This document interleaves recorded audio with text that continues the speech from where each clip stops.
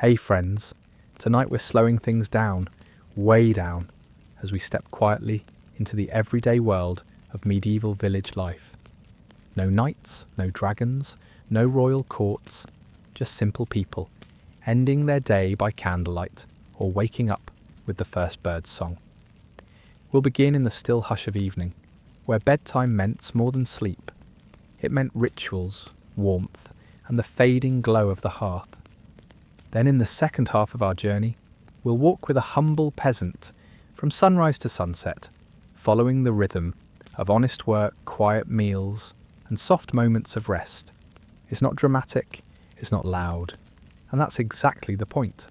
So if you enjoy gentle storytelling, history without the hurry, and a chance to let your thoughts drift like wood smoke on the wind, you're in the right place. Before we begin, take a moment to like the video and subscribe, but only if this kind of soft, quiet storytelling is something you truly enjoy. And feel free to leave a comment telling me where you're tuning in from and what time it is for you right now.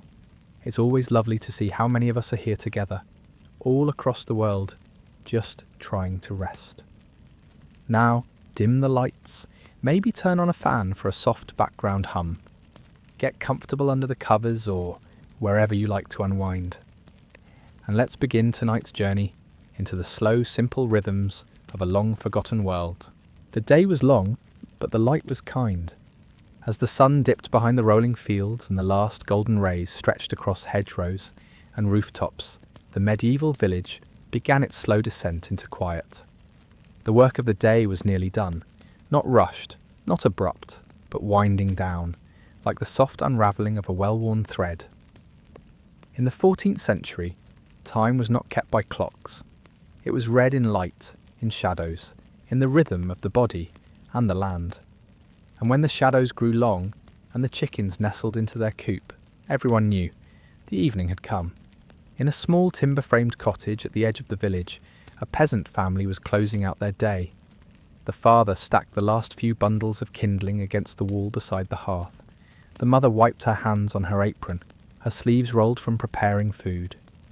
The children played in the dust with sticks and laughter, their energy fading like the sunlight outside. Evening was a slow ritual. Before anyone even thought of sleep, there were final tasks to finish.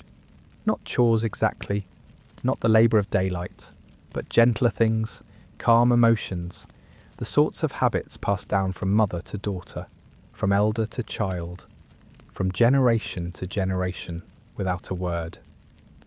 Inside the cottage, the hearth was still warm from the supper fire. A pot, blackened from years of use, simmered faintly with the remains of the meal. Onions, turnips, a hint of barley. The room smelled of smoke and herbs, of wool and wood, and of something deeply human. The slow, lived-in scent of life. A single candle was lit and placed in a clay holder on the central table. Its light flickered against the wooden walls, dancing across shelves of drying herbs and simple tools. The family didn't waste tallow or beeswax. One candle, maybe two. Enough to see, enough to settle. Outside, the last of the geese made their way toward the pond. A shepherd whistled for his dog, silhouetted against the fading amber sky. A few scattered villagers lingered by the well, drawing water for washing or talking about weather and news, their voices low, their bodies moving slowly, tired but not strained. This was the hour when everything softened, and in this gentle fading, a kind of peace settled over the village, not silence, but stillness. The kind of quiet where the clink of a spoon in a bowl or the shuffle of straw beneath a sleeping child could be heard clearly, as if the whole world was listening. There were no books in most homes, no bells to mark bedtime, only instincts, and perhaps the distant toll of the monastery bell in the next town over, calling monks to vespers, reminding everyone that darkness was not to be feared, but accepted. In one home, an old woman sat by the fire, her legs covered with a woolen blanket she'd spun herself decades ago. Her hands still worked, not hard but rhythmically, mending a tear in a linen tunic, stitching slowly by candlelight. Her eyes were not as sharp as they once were, but the muscle memory in her fingers knew every motion of the needle. This too was part of the night, not just rest but preparation. Clothes mended, tools checked, kindling stacked, blankets shaken. Everything had its place, everything its rhythm. In another cottage, a young girl brushed her mother's hair, long, silvered and coarse from sun and work. The strokes were slow, ceremonial, a form of connection. No one told her to do it. She had just watched it happen, year after year, and one day picked up the comb herself. Outside, the stars began to show. First one, then another. Then a full sky of them, pricking the night with soft silver. The moons, not always full, not always visible, hung low and quiet. Animals settled. The wind became cooler. The light became darker. The village became still. And inside, the people prepared for sleep. Not with urgency, not with anxiety, but with the deep, quiet assurance that everything important had been done. Tomorrow would come, but tonight was for slowing. The sun has dipped low and the air carries that quiet coolness only found at the edge of night. The village is hushed now, not silent, but still. As candles are lit and hearths are stoked, families begin one of their last rituals of the day, preparing for rest. Sleep in the medieval world was not entered hastily. Though life was hard and often hurried during daylight, night-time offered a slower rhythm, a time to tend the body as gently as one would tend the fire. For many, the first step was simple washing. There were no showers, no bathtubs, only wooden basins and cool water, often fetched from the well earlier in the day, and kept in buckets by the hearth to take the edge off the chill. A small towel, a square of linen, and a bar of coarse soap made from leftover animal fat and ash were all the tools required. Washing was not a full immersion, not unless it was a feast day or a rare visit to the communal bathhouse in town. Instead, it was a quiet, practical ritual, wiping the face, the neck, the hands and feet, enough to ease the wear of the day, enough to feel clean before slipping into sleep. Children were often washed by their mothers, squirming a little, yawning through it. They sat on low stools or atop folded blankets, water dripping from their elbows, hair curling with damp. Older children learned to wash themselves, mimicking their elders in silent observation.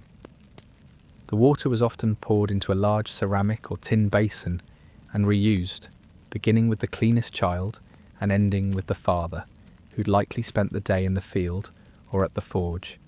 He would wash slowly, not out of indulgence, but because the warmth of the fire and the rhythm of his own hands gave him pause. For women, the act of washing could be quietly reflective. After long days of spinning, cooking, sewing or mending, a damp cloth drawn across the forehead or down the arms was more than cleanliness. It was restoration. It was a way to come back to the self after tending to others. And in some homes, the water was lightly scented. A few leaves of dried lavender or mint, tucked away from the summer harvest, might be added to the bowl. It was a small luxury, one only some could afford, but its scent lifted gently in the steam and lingered in the room like a memory. Hair was brushed next. Not every night, but often enough to prevent knots, especially for women and girls with long braids.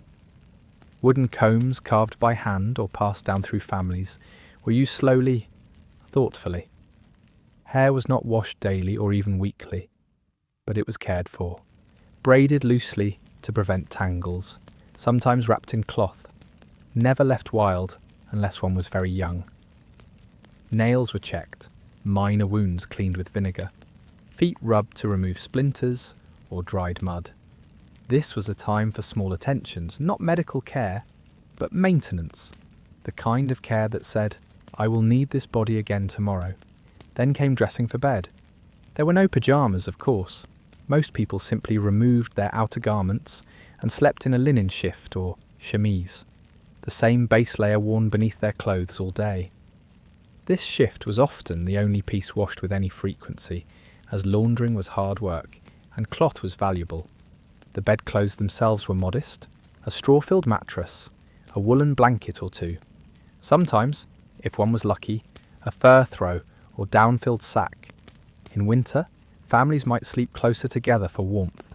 In summer they spread out, windows slightly open, shutters letting in the breeze. Before lying down, the coals in the hearth were checked, raked gently, or covered with ash to keep them warm till morning. If a candle still burned, it was blown out slowly, casting the room into comforting darkness. Children would be tucked in first, their heads resting on small pillows stuffed with hay or wool. A bedtime song might be hummed, not loud or drawn out, but quiet, like a lullaby passed from the lips of every mother who came before. Some adults would sit just a little longer, a moment by the fire, a final sip of watered ale, a short prayer whispered under breath, not spoken to the room, but to the night itself, asking for rest, for peace, for safety until dawn. And then they would lie down, not abruptly, not to escape the day, but with intention, with the feeling that the day had done its work, and now the body deserved stillness. The straw mattress would creak softly beneath them, the blanket would pull warm over their shoulders, and the last sounds they heard might be the settling of the fire, the sigh of someone nearby, or the distant hoot of an owl beyond the trees. Sleep would come slowly, and the village, already quiet, would fade entirely into rest. In the 14th century, when the sun finally sank behind the hills and the sky turned black as wool, the quiet that settled over a village was not only physical, it was spiritual. Nighttime was not merely the absence of light, it was something more mysterious, something to be respected. To live in a world lit only by moon and flame was to understand the dark not as empty, but alive.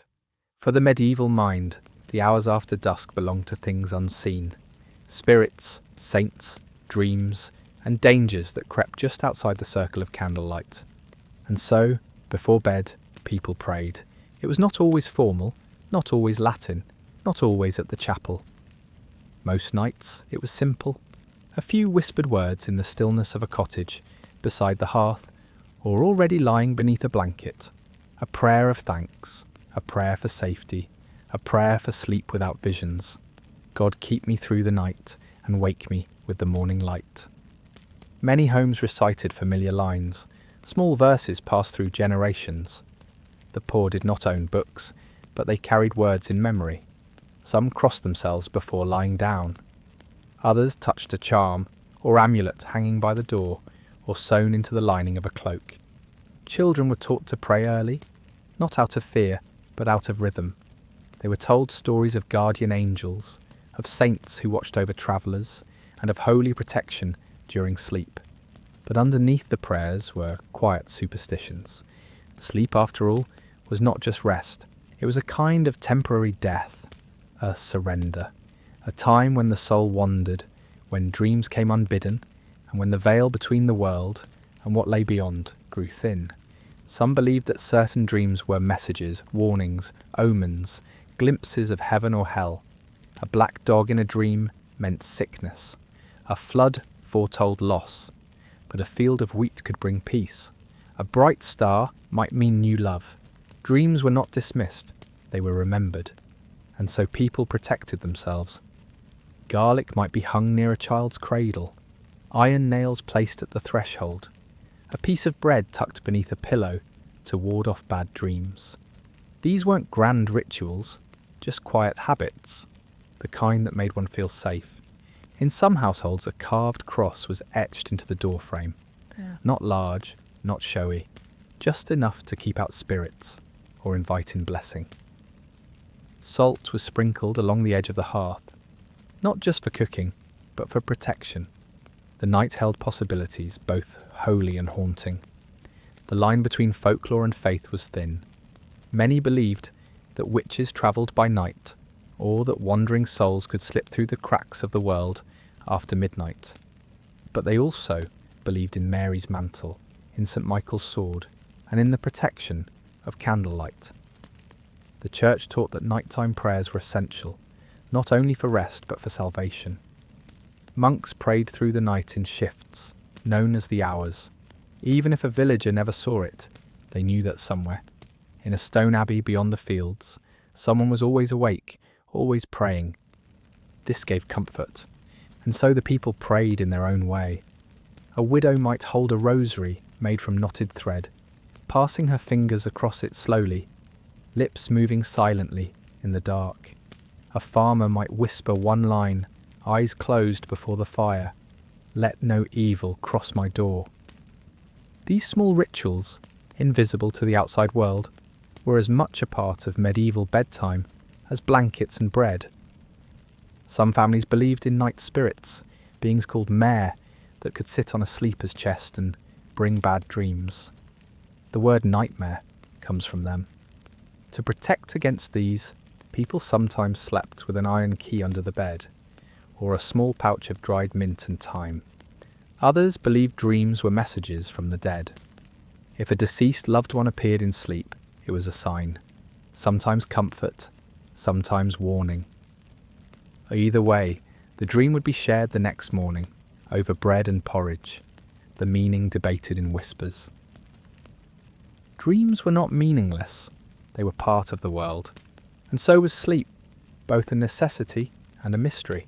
By the time the candle was blown out, by the time the last ember of prayer flickered from the lips of the faithful, the cottage was ready. The soul was as settled as the body. The darkness was no longer feared, only watched, only respected. And in this reverent quiet, sleep arrived not as a stranger, but as a visitor long expected. While most of the village curled beneath woolen blankets and straw-filled mattresses, their breathing slow, their dreams already begun. A few remained awake. In the medieval world, night did not belong to everyone equally. It is easy to imagine that once the sun set, the world simply stopped.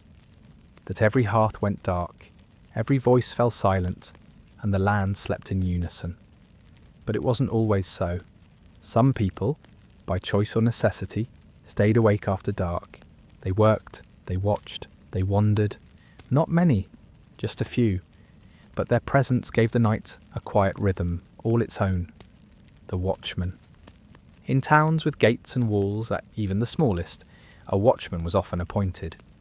His job was simple in theory, but sacred in practice, to keep the peace while others slept.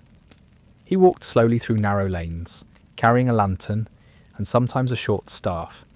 He would pause at corners, listen for sound, look for smoke or movement, and call out the hour. 10 of the clock and all is well. Not every village had bells, not every town had towers, but the watchman was a kind of human clock, a gentle reminder that someone was awake, someone was watching, someone would raise the alarm if fire or thief came in the night. His cloak was thick, his boots were worn. He knew every board that creaked, every dog that barked too easily. The night was his, and he walked it with respect. The monks in the monastery. Elsewhere, far from cottages and marketplaces, the monastery never slept. Within its stone walls, time was divided by prayer. The monks observed the divine office, a cycle of prayer known as the hours. Even in the deepest part of the night, they rose. At matins, often well past midnight, a bell would ring softly, not loud enough to wake the world, but enough to stir those within the cloister. They would gather by candlelight, robes rustling, heads bowed, voices rising in chant. The chants were soft, long, melodic, without haste. They were not sung to stay awake. They were sung to hold the darkness gently, as if music could smooth the edge of the night. These prayers, unknown to most villagers, were deeply comforting. Even if a farmer never visited the monastery, he knew that someone, somewhere, was praying while he slept. And that made the world feel less alone. The midwife and the unexpected call. In homes, some were awake not by duty, but by sudden need. A midwife might be roused at any hour, called to help with a birth in the middle of the night. Wrapped in wool and moving by lantern, she'd step through frost or rain to reach the mother's side. Her hands, experienced and calm, would work by instinct and candlelight. Sometimes she stayed until dawn. Other times she returned home, alone beneath the stars, her steps slow with fatigue, but also with purpose. Night had not frightened her, it had called her, and she had answered, the shepherd in the field. Not all slept inside. Shepherds, especially in spring and autumn, might stay with their flocks in the field overnight. When lambs were being born, or wolves were near, or the weather was changing fast, someone needed to be there. The shepherd would wrap himself in a heavy cloak and sleep in bursts, waking to the sound of hooves, to the cry of a lamb, to a distant howl. He might carry a small dog, a horn, or even a bell tied to a stick to rattle off predators. His fire would be small, hidden from wind, just enough to warm a stone or cook a bit of porridge. These nights were cold, but they were not lonely. Above him stretched a sky full of stars, quiet and brilliant, and beside him the soft breath of sheep, dozens of them alive, moving, warm, the innkeeper. In larger towns, a tavern or inn might still glow after dark. Travellers didn't always arrive by day. A merchant delayed by weather, a messenger on horseback, a poor pilgrim looking for shelter. The innkeeper or their eldest child might be the one to hear the knock. They would open the door just enough to see the face, assess the risk, decide whether to offer straw on the floor or turn them away. If they allowed them in, they'd stoke the hearth, pour a bit of ale, and find a spare blanket. No loud talk, no laughter, just necessity. Then, once the guests settled, they would return to their own bed, carrying the quiet with them. The sick room. And sometimes someone stayed awake out of love. A wife sitting beside her husband, who coughed in his sleep. A child watching over a fevered sibling. A mother unable to rest with a baby too small to speak. There was no medicine to cure most ills, but there was presence. There was closeness. There was the gentle wiping of a brow, the steady rhythm of breath, the soft humming of songs not meant to entertain, but to soothe. These were the most silent night shifts of all. Done not for coin, not for praise, but simply because someone needed to stay. And so, while most of the village slept, a few footsteps still echoed on stone. A few voices still whispered prayer. A few hands still moved, lighting candles, stirring pots, tucking in blankets, or tending to sheep. Night was not truly empty. It was simply quieter, slower, full of breath, warmth, and stillness. And in those rare gentle moments when eyes met under starlight, or songs drifted down from distant monasteries, or a midwife passed a watchman on a muddy road, something ancient and quiet passed between them. The knowledge that even in darkness, life continues. And so, sleep came again, not just to the sleepers, but, eventually, even to the watchers. In the quiet dark of a medieval night, sleep did not come in one long stretch.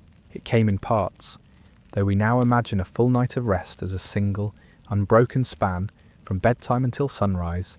Those in the 14th century followed a very different rhythm. Their sleep was divided, gently, naturally, into what they called first sleep and second sleep. This wasn't strange to them. It wasn't a problem. It was simply how their bodies and their nights unfolded. The first sleep began not long after the fire was banked, the candle blown out, and the last prayers whispered. The house was still.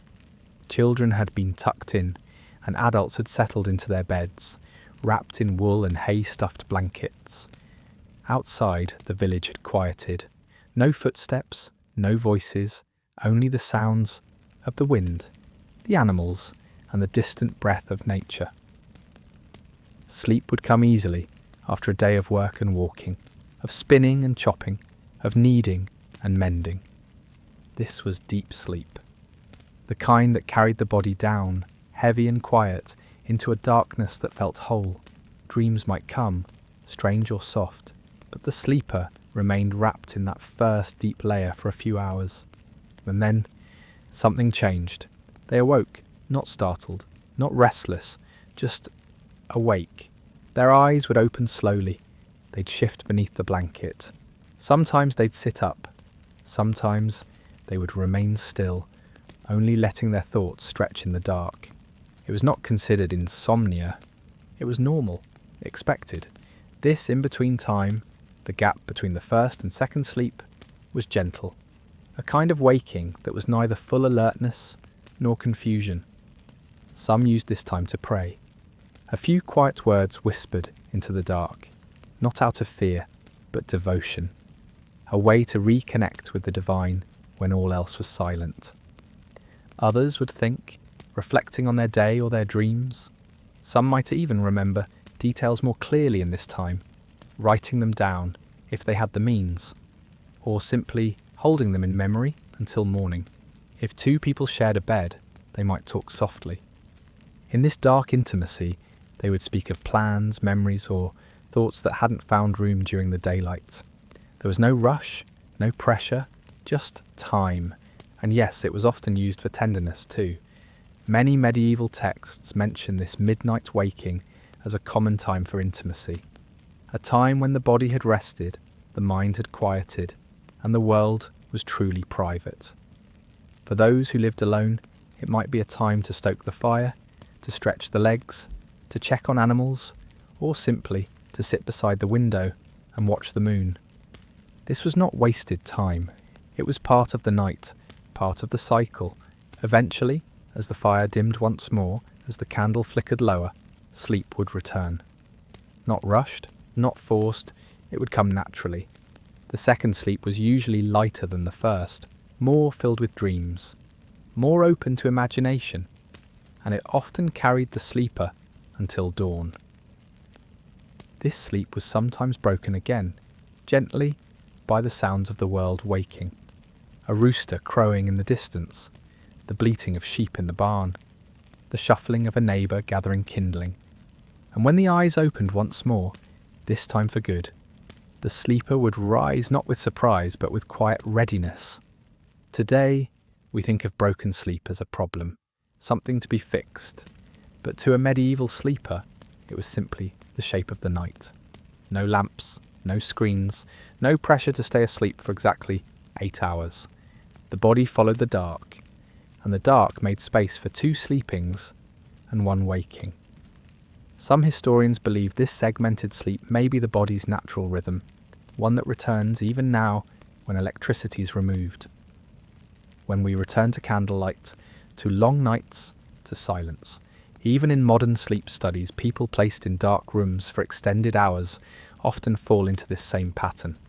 Asleep for a few hours, awake for 1 or 2, then asleep again.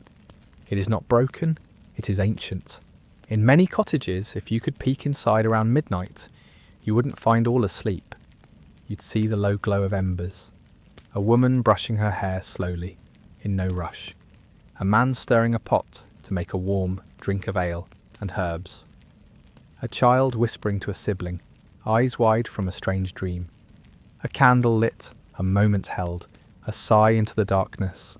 This was the hidden space of the night. Not lost, not wasted, but sacred. A gift, nestled quietly between the day's end and its beginning.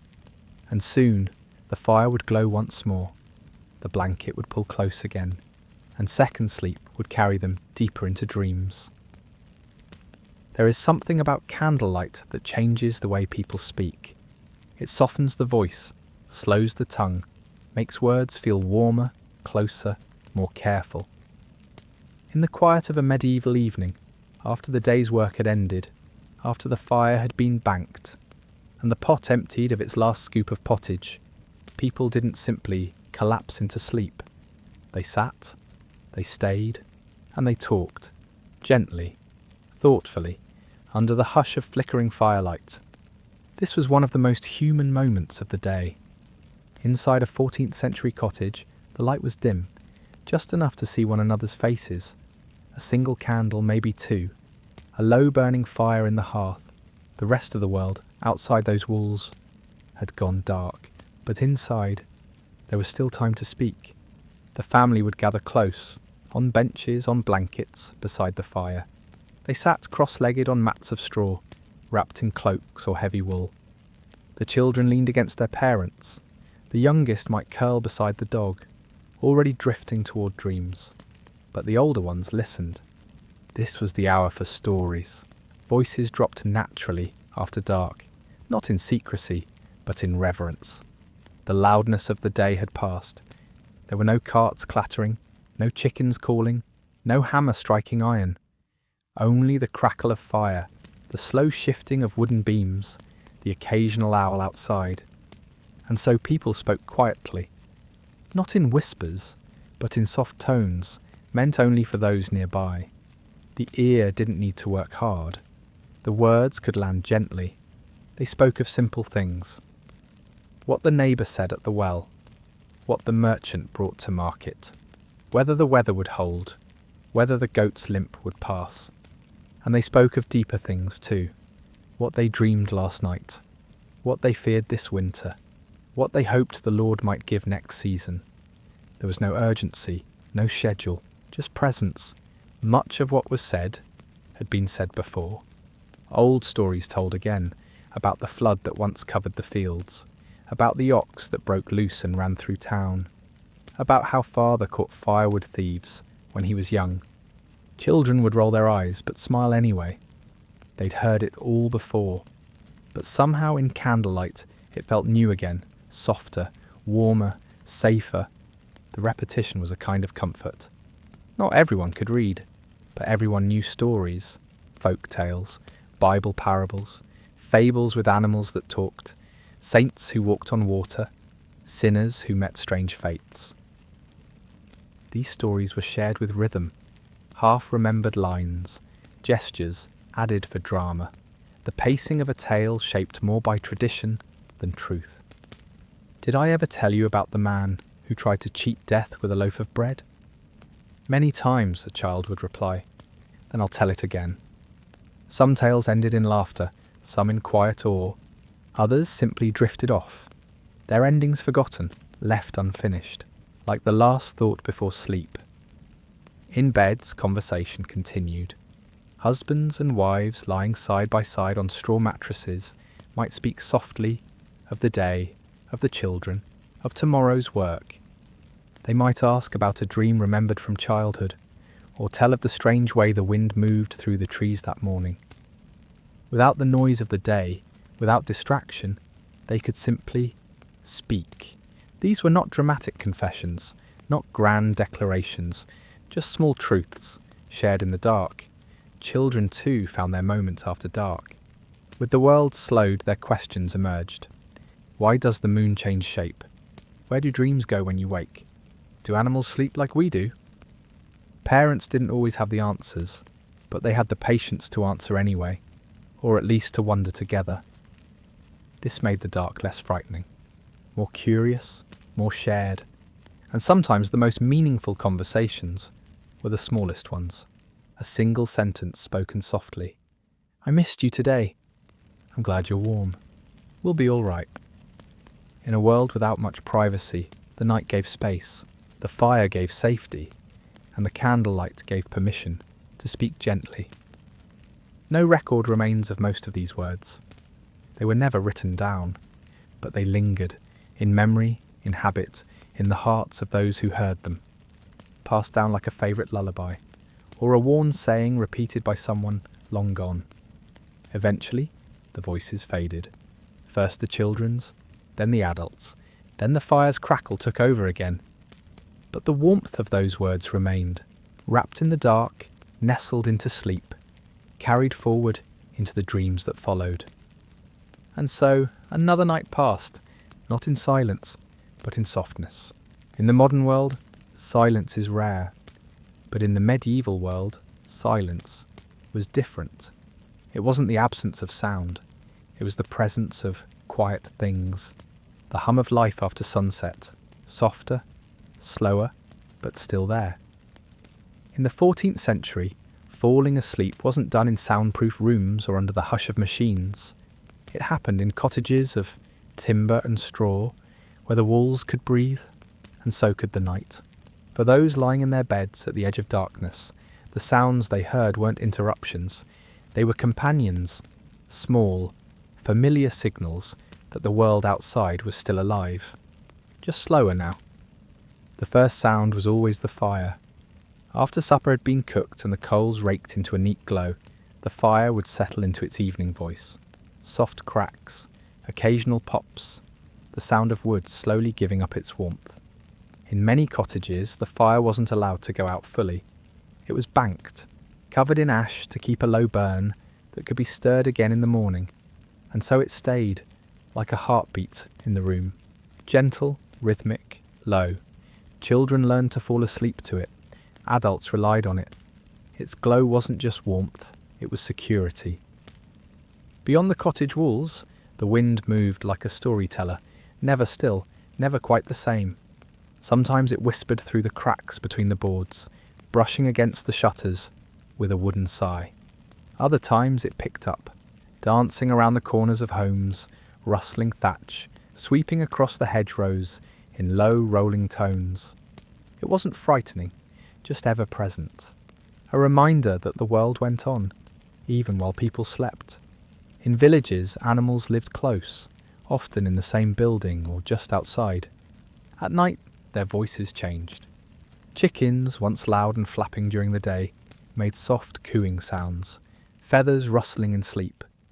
Cows in nearby stalls shifted on their hooves, sometimes letting out a long, slow breath that sounded almost human. Goats occasionally bleated in their dreams, quiet, high-pitched, fading quickly.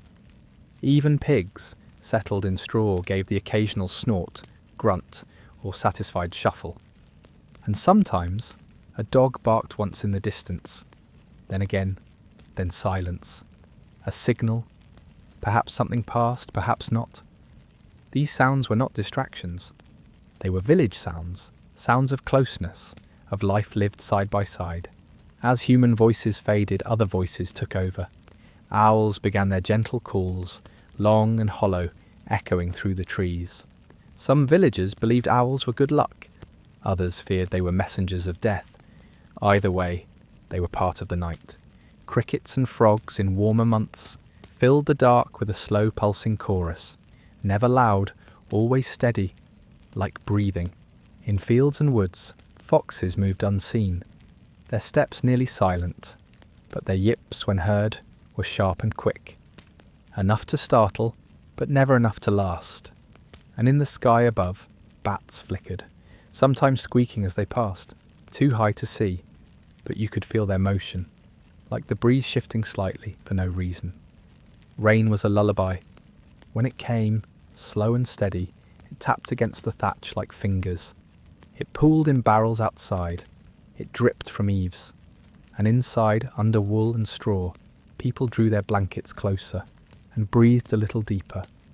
Thunder, though rare, rolled low and far. A storm over distant hills was not fearsome, but powerful, something to be respected. A reminder of how small the home was, and how safe it felt, wrapped in its wooden bones. Within the walls, other sounds filled the space between waking and sleep. A baby's faint sigh, a mother's yawn, the shifting of bodies under blankets, the creak of a wooden beam as it settled. The faint squeak of the loom in the corner, bumped by a foot in the dark. None of it was disruptive. It was life, breathing in rhythm. Sleep came slowly, wrapped in these sounds, not in spite of them, but because of them. Today, we chase silence. In the medieval world, silence was sound, just softer. These night sounds were familiar, expected. They changed with the seasons, with the weather, with the health of the household. But they were always there, a tapestry of breath, wind, fire, animal and wood. And within that tapestry, the people of the village lay down, closed their eyes and drifted, not into silence, but into stillness. When the fire grew low and the last whispered words faded into darkness, sleep came. And with it, dreams. To the people of the 14th century, dreams were not just stories the brain made up at night. They were messages, warnings, visions, sometimes divine, sometimes dangerous, sometimes just strange. Everyone dreamed, even if they didn't always remember. And when they did, they often remembered them vividly. For these dreams weren't dulled by modern noise or artificial light. They were shaped by a world full of mystery, of symbols, of deeply held beliefs. So what did they dream?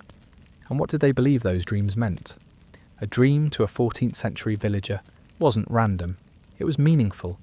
It might be sent by God, or visited by saints, or stirred by demons, or by the things one ate or drank.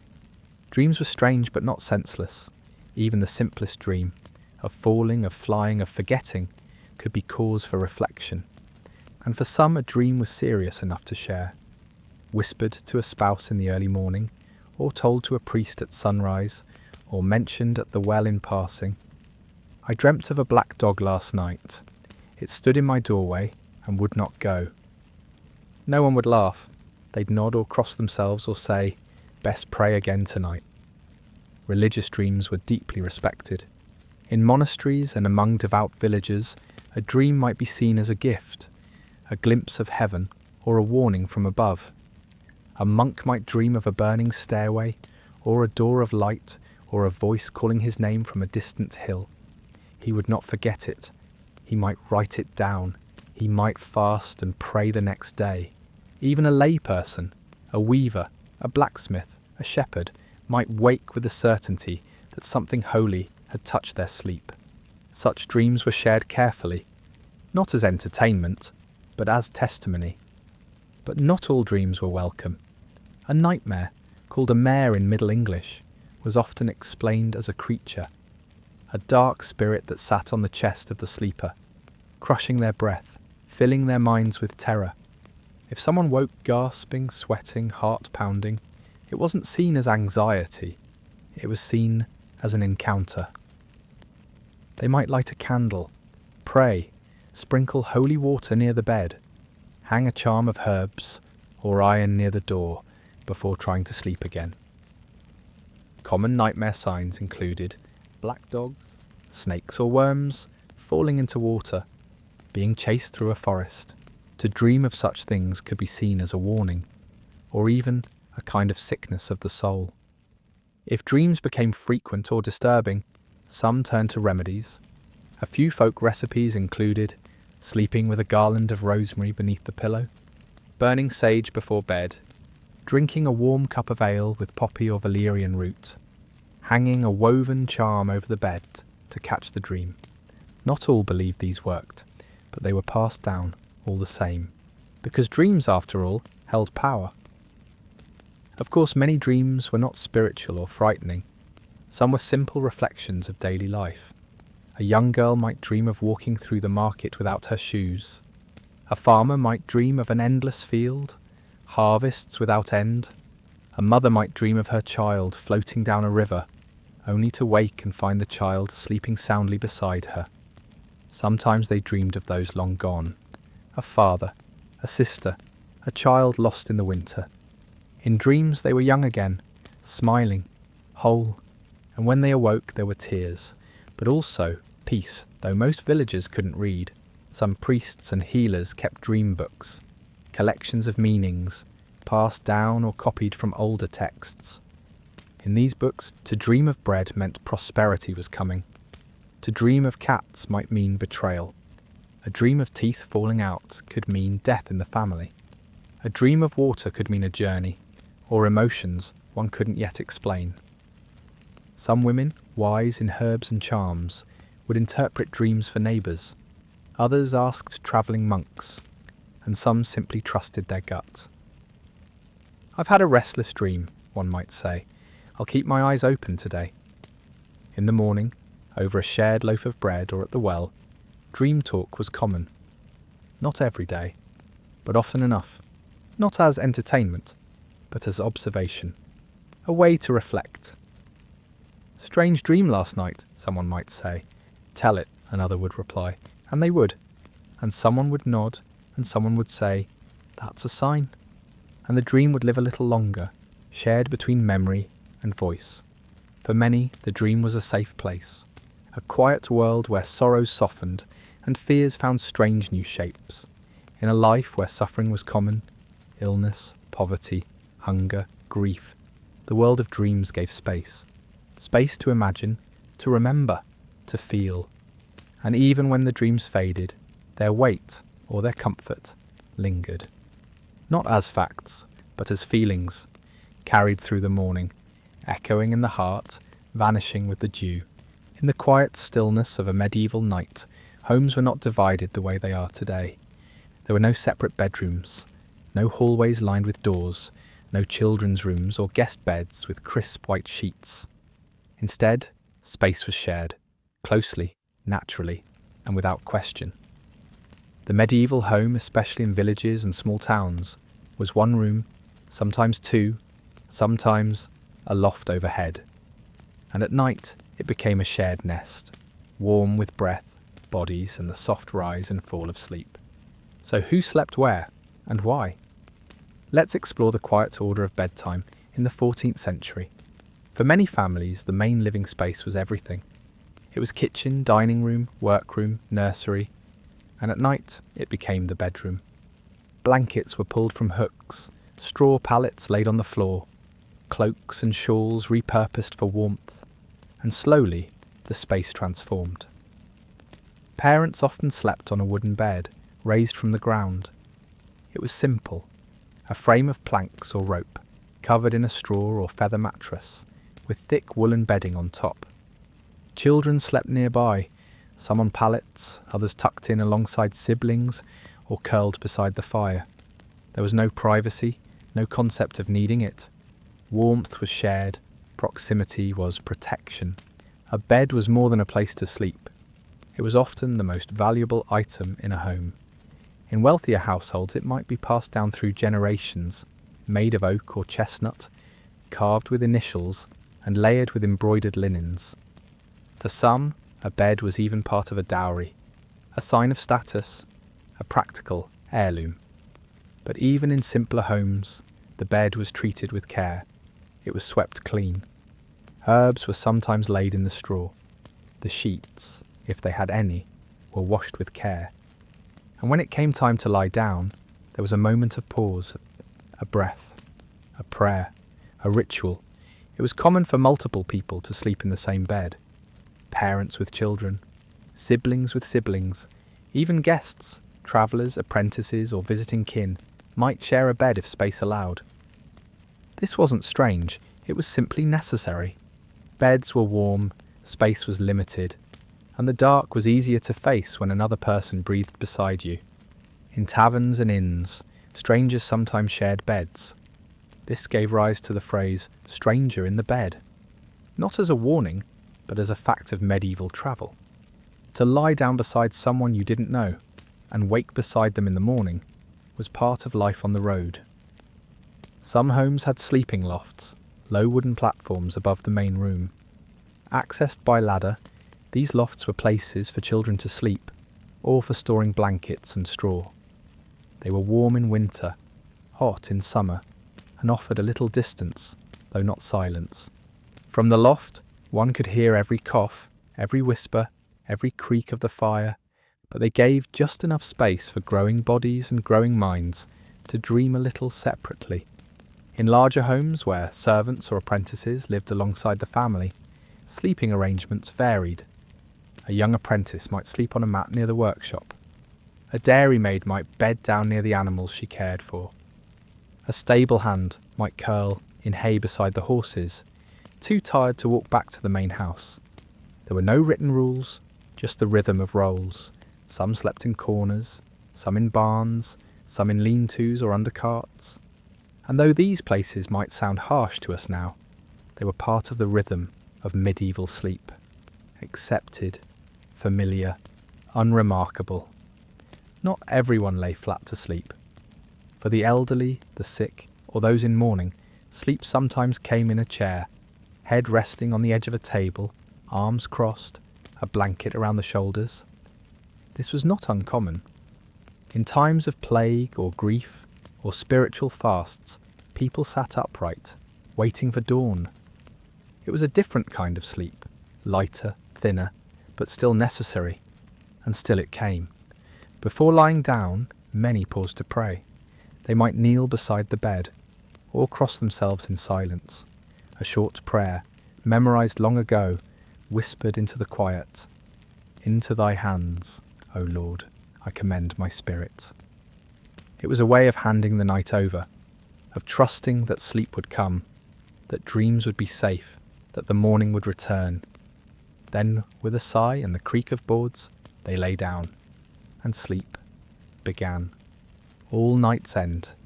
Even in the 14th century, before clocks ticked on walls or alarms buzzed on phones, people woke, not with haste, but with the natural rhythm of the world around them. And so after dreams faded, after the fire settled into embers, and the stars pulled back into the pale sky, morning came. The new day didn't rush in. It arrived slowly, with cold air on faces, the shifting of limbs beneath wool, and the first distant sound of life stirring. In a medieval home, waking up was not a jolt. It was a rising, a returning, a ritual. Long before sunrise broke the horizon, there was a softening of darkness, a gentle shift in the tone of things. Through the tiny openings in shuttered windows, faint silver light crept in. It was enough to see shapes, enough to know that the long sleep was over. Roosters crowed in the distance, not once but again and again, calling the village to readiness. Dogs stretched, chickens clucked. Somewhere in the loft, a child turned over, muttering in sleep, and below, a parent sat up, rubbed tired eyes and reached for the kettle. The world began again. The hearth, once glowing, had dimmed to grey ash and blackened wood. One of the first morning tasks was to bring the fire back to life. With practised hands, a stick stirred the remains. If embers remained, they were coaxed with dry grass and breath, small puffs to nurse the glow. If not, flint and steel were struck, sending tiny sparks into waiting kindling. When it caught, and the flame rose again, there was relief. Warmth would return. The day could begin. The fire, once more, was the heart of the home. The morning was cold, even in warmer seasons.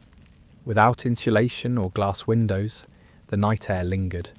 Breath fogged softly. Blankets clung to warmth. People dressed in layers, pulling on tunics, wrapping shawls, tying belts. Outside, water was fetched from the well. If it had frozen, the ice had to be broken first. If it was raining, barrels filled overnight saved the trip. This water, cold and bracing, was used to rinse faces, splash hands, and awaken the body. It was not pleasant, but it was bracing, and it marked the shift from night into day. Before any work began, many paused for prayer. Whether whispered by the hearth or spoken aloud by the door, these words marked gratitude and hope. Bless this day, O Lord, guide my hands, keep my family, let the sun return. The words varied, the feeling did not. It was a moment of reflection, of asking for mercy, strength, or simply calm. Even those who doubted still paused, still breathed, still gave a moment to the new beginning. There was no breakfast cereal, no coffee, no clock to tell you it was time to eat. But there was food, simple, sustaining, and familiar. Morning meals were often reheated leftovers. A scoop of last night's pottage, a piece of bread warmed on the fire, a sip of ale or warm milk. If there had been a feast the day before, the crusts were thicker.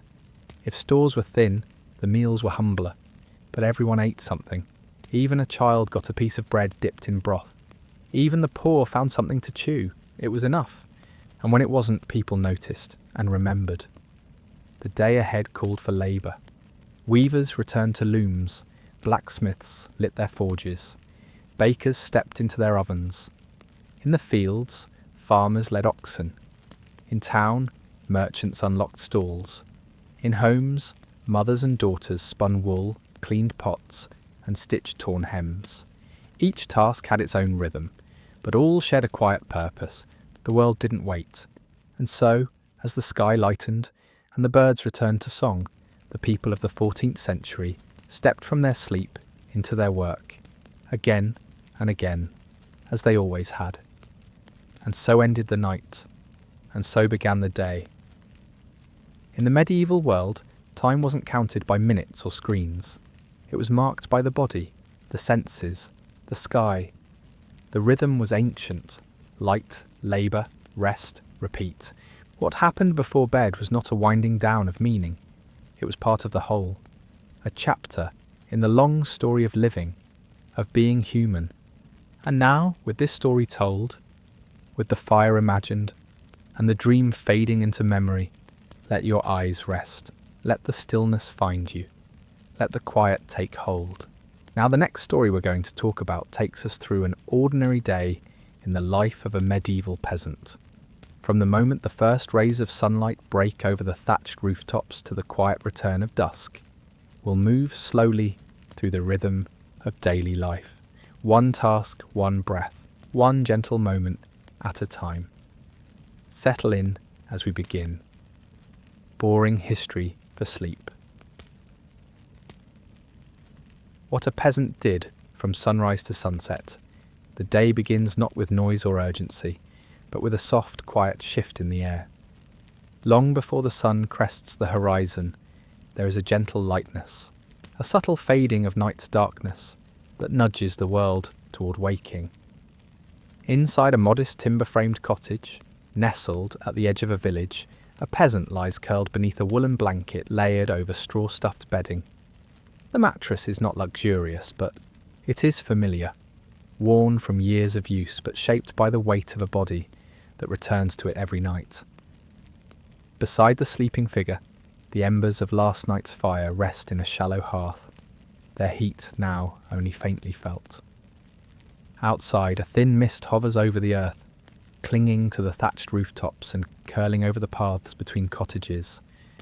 A rooster crows from the nearby henhouse, not once but in rhythmic intervals, each call more certain than the last. In a world without mechanical clocks, this sound serves as both marker and melody, announcing the slow start of morning. A dog stirs on the packed dirt floor near the door, stretching its limbs with a soft huff before settling again. The air inside is cold and still, the kind of cold that clings to the skin and makes rising from bed an act of quiet determination. The peasant opens their eyes, slowly adjusting to the dim light filtering through the wooden shutters. There is no rush, but there is purpose. Each day holds a familiar cadence. First, the feet swing over the edge of the bed. They find the floor, cool, uneven, firm. The peasant reaches for garments laid across a wooden stool, a coarse linen shirt, thick woolen hose, a sleeveless tunic, and a simple belt fashioned from leather softened by years of wear. The clothing is patched in places but strong, meant for work rather than display. Shoes made of stitched hide wait near the hearth, their soles hardened by many seasons. As the peasant dresses, they pause briefly at the hearth. Kneeling, they use a blackened iron poker to shift the ashes, searching for any sign of warmth. If embers remain, they're coaxed to life, with bits of kindling and patient breath. If not, flint and steel are struck together, sending a cascade of sparks onto a bundle of straw and dry twigs. A moment later, a flame flickers, then grows. The fire is not yet needed for cooking, but its presence softens the edge of the morning air. It becomes a silent companion to the first quiet movements of the day. Near the fire, a small bundle of bread sits wrapped in cloth. Left over from the previous day, the bread is dense and coarse, made from barley or rye, sometimes flecked with bits of oat. The peasant tears off a piece and chews slowly. It's not much, but enough to satisfy an empty stomach. If there is time, perhaps a pot of weak ale or watered-down milk will accompany it, warming over the fire in a ceramic vessel with a chipped rim. No spoons are necessary, fingers are enough. Once dressed and fed, the peasant steps outside. The door creaks slightly as it opens. Morning air meets the skin like a baptism, crisp and sharp, scented with damp earth, wood smoke, and hay. The sun has not yet fully risen, but the sky is painted in quiet pastels. Pale rose, soft lavender, a gentle yellow that hints at the light to come. Birds move overhead in lazy arcs, calling to one another with chirps that blend into the rustle of leaves, and the occasional lowing of cattle in nearby pens. The village itself is still, not asleep, but not yet alive. Chimneys trail smoke.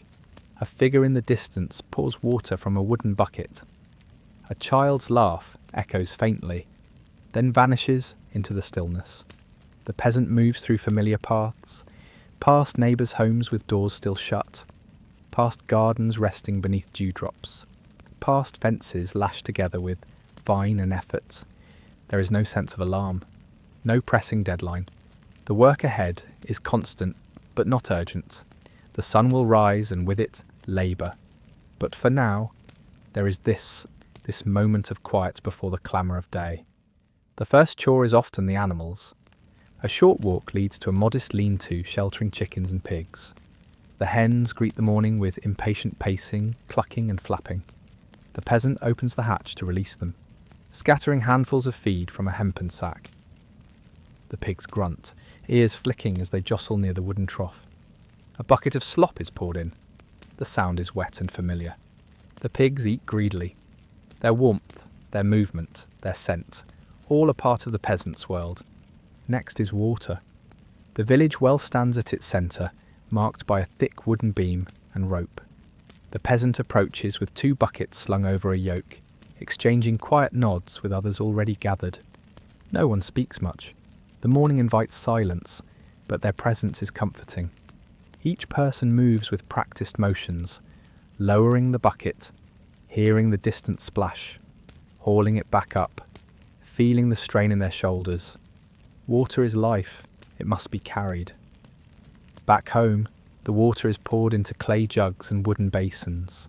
Some will be used for cleaning, hands, faces, perhaps feet. Some for cooking, some simply stored. The peasant splashes a bit onto their face, shivering at the shock. They feel more awake now. A few minutes are taken to check the cottage, sweeping away bits of straw, refolding the bedding, retying the door latch. The space is small but functional. 1 room, sometimes 2, a small table, a few stools, pegs for tools and baskets, a cross on the wall, dried herbs hanging from the beams.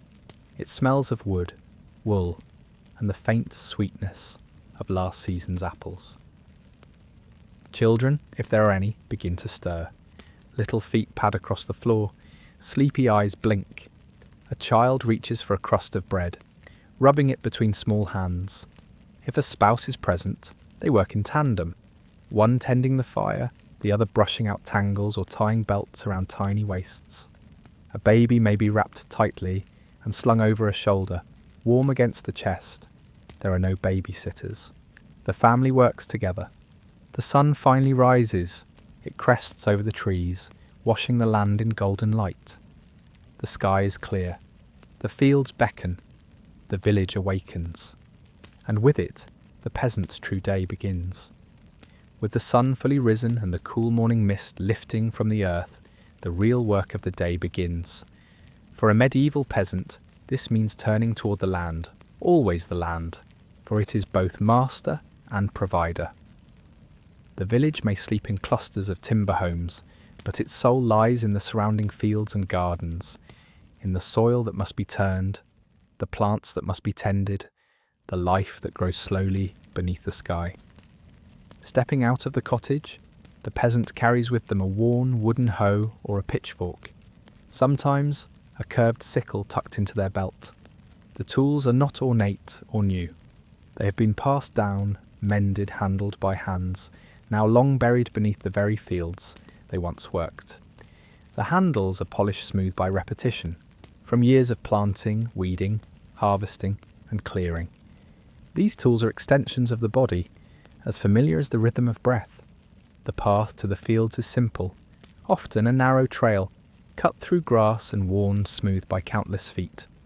Along the way, the peasant may pass others, each carrying tools of their own, each nodding a greeting with little need for words. This shared silence, underlined by the sound of bird song and the crunch of dew-covered ground, is not uncomfortable. It is the quiet companionship of people who know the same work and have lived the same stories. Before reaching the larger fields, many stop by their own garden plots, These are the smaller patches of earth directly behind their homes, fenced by wattle or stone, meant for vegetables, herbs, and practical plants. Here the peasant pauses, kneels, runs fingers through the soil. The garden, while small, is deeply personal. It feeds the family, fills the soup pot, heals small wounds with sage and yarrow, and brings colour to the duller months with leeks, onions, and cabbage heads.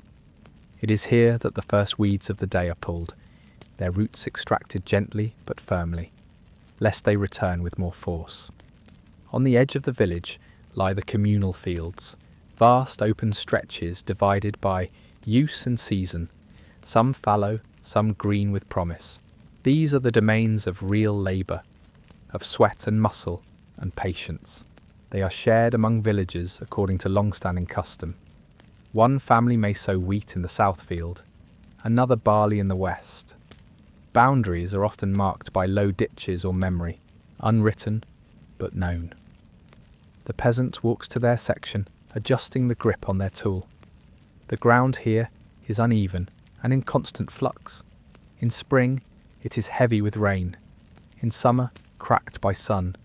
In autumn, the wind moves across it like a whisper of colder days to come. Each step is known, each furrow familiar. The work begins. With slow, methodical movements, the peasant leans into the earth, breaking the topsoil, clearing stones, loosening clumps of grass. They move in lines, guided by the memory of past rows. The body sways naturally with the motion. Lift, drive, pull, rest. The back strains. The arms burn. Yet it is not rushed. There is no stopwatch. The sun, the wind, and the feel of the tool in the hand are the only markers of time. In the distance, others do the same. From one edge of the field to the other, there is movement. People bent over rows, scattering seed, plucking weeds, patting down dirt with the backs of their hands. Voices occasionally rise in greeting or laughter, though most work in quiet. The wind carries these voices, along with the scent of grass, damp earth, and livestock. Children run nearby, sometimes helping, more often playing, their bare feet flicking up dust as they chase each other along the fence line, or pretend to be grown-ups with miniature hoes carved from sticks. Their laughter is a lightness in the field. No one minds. By mid-morning the sun has climbed higher, and the light has shifted from golden to white. The heat begins to rise, pressing against skin and fabric. The peasant removes their cloak, if one was worn, and rolls up sleeves. Sweat gathers at the brow along the back, in the crooks of elbows. This is not discomfort, merely sensation. The body's acknowledgement that work is being done, that food is being earned.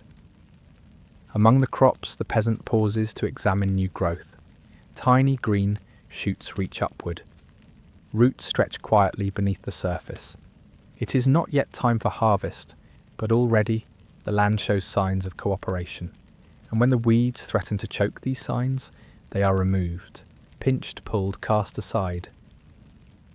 Not far away, someone leads a plough team, a pair of oxen guided by voice and gentle prodding. The animals move with surprising grace, heads low, shoulders straining into leather harnesses. Their presence is steadying. The furrows behind them curl open like ribbon, ready for seed. In one corner of the field, a scarecrow stands. It is made of worn tunics stuffed with straw, arms outstretched, head fashioned from a gourd or bundle of rags. It leans slightly, as if tired itself, but it watches over the work all the same. The peasant continues, bending, lifting, brushing soil from knees. The hands, rough and calloused, never stop moving.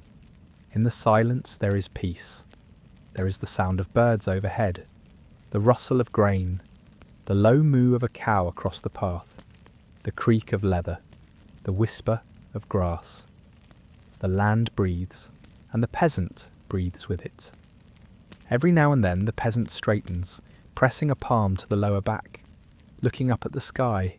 Clouds drift slowly, high and indifferent. The village is still visible in the distance, smoke rising gently from a handful of chimneys. Perhaps the sound of a bell will come, not to mark the hour, but to call workers home for a brief rest. Or perhaps the body will decide, and the peasant will gather their tools and begin walking back along the familiar path. The garden will need another check, the chickens may need feeding, the fire may need rekindling, but for now, in these precious hours of morning, the work of the field has been done with care, with rhythm, and with quiet strength. This is morning labour. This is what it means to begin the day. As the sun climbs its highest point in the sky, the light changes. It grows brighter, fuller, washing the world in a golden hue that casts soft shadows under every tree, every cart, every thatched roof. The air, once brisk and cool in the early hours, becomes warm and still. The gentle breeze that occasionally stirred the leaves has quieted, and the stillness of noon settles across the village like a comforting blanket. This is the hour when work slows, when tools are rested against fence posts, hands are rubbed together and wiped on coarse tunics, and the body's rhythm pauses for something equally important: nourishment and rest. In the fields, peasants begin to rise from their crouched positions. They stretch their backs, roll their shoulders, and squint at the sky. The sun, nearing its peak, tells them what the body already knows: it is time to stop. Not for long, but long enough to share a meal, to sip something cool, to sit in the shade and simply breathe. Around them others are doing the same. A quiet migration begins, not urgent, not rushed, as workers leave their rows and return to the paths that lead toward home, or to the shade of nearby trees, or to the edge of the garden wall, where a stool and water jug may be waiting. Meals are rarely elaborate, especially during work days. They are simple, hearty, made with care, and the ingredients of the land. A chunk of coarse brown bread made from rye or barley is the foundation, thick, chewy, and filling. With it, there may be a wedge of soft cheese, perhaps wrapped in cloth earlier that morning, and kept in a cool corner of the cottage.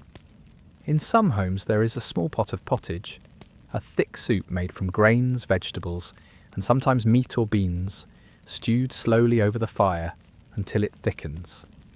If there is no meat, there are herbs, parsley, thyme, marjoram, gathered from the garden and stirred into the broth with salt to bring life to the flavour. The peasant settles onto a stool or a tree stump, or even the bare grass. The meal is eaten slowly, quietly. Not because time is abundant, but because meals are a rare pause, a moment to savour not only food, but stillness. Hands calloused from labour, tear bred in deliberate chunks. The steam from the pottage curls into the air, carrying with it the scent of onion and root vegetables. A wooden spoon stirs slowly, and every mouthful warms the belly. Children gather too, sitting cross-legged or fidgeting nearby. Their chatter is gentle, sometimes full of questions. Adults answer with soft nods or stories passed down through generations. A story about the last great harvest, a tale of the summer when the river dried up, a memory of a goose that once escaped and ran through the churchyard, feathers flying. These are not grand epics, but familiar comforts, spoken over bread and broth under the midday sun. Some peasants share their meal with neighbours, others eat in solitude. The shared courtyard of a village might host several families, all eating nearby, exchanging glances or brief words of gratitude. The atmosphere is calm, no one shouts, no one rushes. Even the dogs lie still, their ears twitching in the grass, waiting patiently for scraps or crusts tossed in their direction. Nearby, jugs of ale or water sit in the shade, kept cool by the stone or clay in which they are stored. The water is fresh, drawn from the village well that morning. The ale is mild, brewed at home in small batches, not for revelry, but for nourishment. Its warmth is gentle, its flavour earthy, and it is sipped slowly. After eating, some take time to rest. Not every peasant can afford a true nap, but many will recline for a short while. Beneath a tree, a wide-brimmed hat pulled over the face, or on a wooden bench, head tilted back toward the sun. Children may lie beside them, belly full, eyes fluttering with sleep. In the distance, oxen shift their weight lazily in the field, flicking their tails at flies. A rooster crows once more, perhaps confused by the light, or perhaps echoing its own contentment. This midday rest is as much about the soul as it is about the body. It is a space in the day that belongs to no one else. No seed must be sown, no row must be weeded, no cart must be mended. It is simply time to be. The peasant's mind might wander to memories of youth, to plans for the next market day, to worries, of course, about the weather, the harvest, the upcoming tax collection. But for these few moments, the body is still, and the mind is quieter. The world feels softer. Even the birds seem to chirp more slowly in the warmth. In this moment, under the wide open sky, surrounded by the humble beauty of tilled fields and fluttering laundry and sun-dappled stone, the peasant is simply human. A person resting, a body being still, a soul receiving peace. Eventually, the moment must end. The sun continues its arc across the sky, its position now urging movement once more. The shadows grow longer. The heat presses gently on the skin. From nearby cottages and garden walls, others begin to rise again. Bread crusts are gathered, bowls are stacked, cloaks are shaken out. Voices murmur in farewell or gratitude. A child is lifted onto a hip. A hat is returned to its place. The peasant picks up their tools once more. They are not afraid of work. They do not resent the hours ahead. The land will still need them. The plants will still require care, but something has changed, something subtle. They have been fed. They have been quiet. They have rested. And now they are ready to return. Back down the path toward the waiting furrows and gardens and pens, the rhythm of the day continues. The body bends. The hoe strikes the earth. The sun watches overhead. But for a short time, under the wide arms of the sky, the peasant paused, and that, too, is sacred. As the shadows stretch and shift across the fields, the sun no longer presses as heavily on the shoulders. The heat softens, and the air begins to stir once more. A light breeze moves through the hedgerows, carrying with it the mingled scents of hay, soil, and the distant smoke of cook fires rekindling.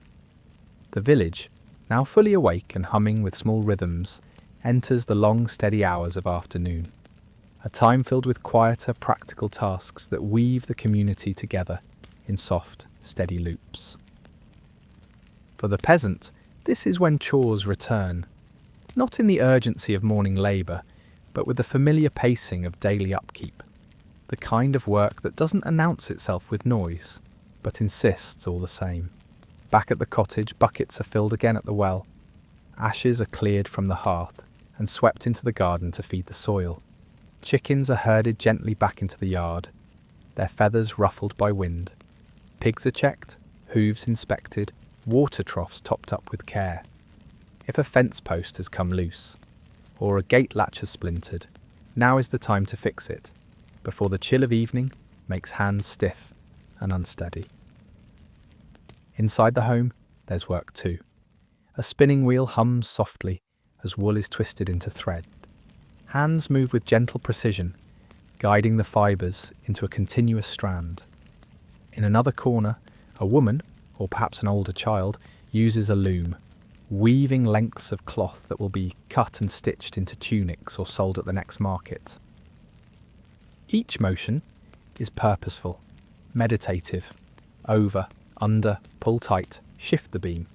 The creak of the loom and the whisper of yarn are the only sounds in the room, save for the occasional breath or the rustle of linen skirts as someone stands to adjust the fire. Children, if present, may be set to smaller tasks. They gather kindling, pick herbs, sweep the yard with bundles of straw. Older ones might help with water or firewood. Their laughter rises in short bursts before fading again into the background, a natural part of the day's music. There is no shouting, no barking of orders, just guidance, gently spoken and often repeated.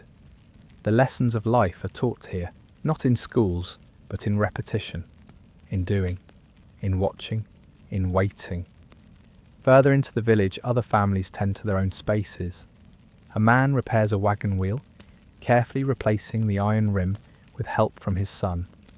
Two women sit beside a table strewn with rushes, weaving them into mats for the floor. A grandmother with silver-streaked hair peels apples, her fingers moving with a grace shaped by many seasons. The peel curls down in a spiral, soft and red against the wood. She hums a tune, not for performance but out of memory, a hymn or harvest song. No one minds. The village hums, not with industry, but with calm. The soundscape is textured and soft, the clip of shears against wool, the slap of wet cloth being wrung out, the quiet clatter of wooden bowls being stacked after cleaning. Birds continue their song. Dogs bark in the distance, low and lazy.